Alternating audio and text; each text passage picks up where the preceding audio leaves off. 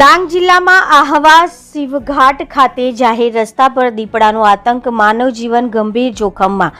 ડાંગ જિલ્લાના આહવા તાલુકાના શિવઘાટ વિસ્તારમાં જાહેર રસ્તા પર દિવસે ને દિવસે ખાસ કરીને સૂર્યોદય સાથે જ દીપડો રસ્તા પર ઉતરી આવતો હોવાની ઘટનાઓ વધતી જઈ રહી છે। પરિણામે રોજિંદા આવન જાવન કરતા વાહન ચાલકો, સ્થાનિક રહેવાસીઓ, વિદ્યાર્થીઓ તથા કામદારોના જીવન પર ગંભીર જોખમ ઊભું થયું છે।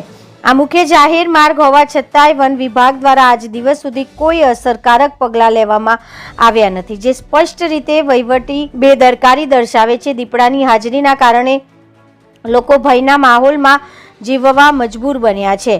કોઈ મોટી જાનહાનિ થાય ત્યારબાદ જ તંત્ર જાગશે કે શું, એવા સવાલો આજે સમગ્ર વિસ્તારમાં ઉઠી રહ્યા છે।